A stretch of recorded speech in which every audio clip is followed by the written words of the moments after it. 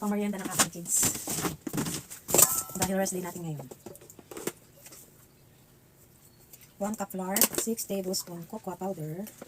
Unsweetened to 3, 4, 5, 6. 1 and 1/2 teaspoon baking powder. 1/4 teaspoon baking soda. And 1/4 teaspoon salt. Hello po, good afternoon sa inyo. Tapos, yung wet ingredients naman natin, i-mix natin kasama ng sugar, 3/4 cups sugar. So, sa mga hindi po nakakaalam, meron po tayong home bakery business dito sa bahay. Dito pala ako sa Japan, nakatira. So, rest day ko ngayon sa work, kaya ipag-bake ko naman yung aking mga anak kasi request nila ang chocolate muffins. Sugar, egg, and melted butter. So, prepare na natin yung baking pads natin. Hey, mix mo, mix. Okay. And then, itong ating buttermilk. 1 cup buttermilk.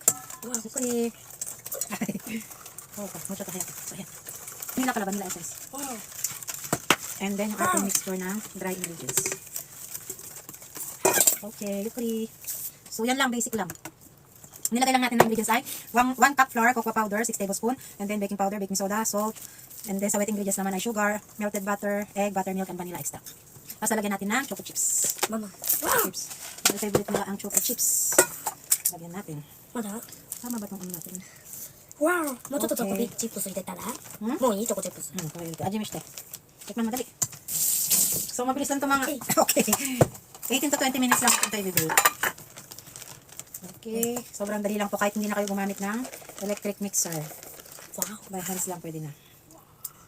So, lagay na natin sa ating pan. 3/4 lang. Kasi aalsa pa yan. So, na-preheat na rin natin yung oven. Toppings. Iko ake? Sige, ako yate. Ayan, lagyan po natin ng chocolate chips sa ibabaw. Oy, sugi ba dami yun?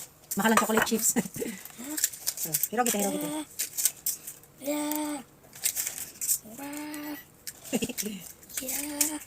Ayan. Bibake na po natin to sa 180 degrees. 18 to 20 minutes.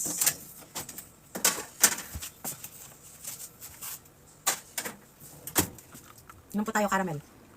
Caramel latte. Ano ba yung pinagagawa mo dyan? Mag-study ka na. Ay, okay na. Hello. Ato nihon cooking. So, this is our choco muffins. Done in 20 minutes. Ayan. So, 11 pieces yung nagawa natin. So, yeah, let's eat. May merienda na tayo. So, it's still hot. Yada. It's hot.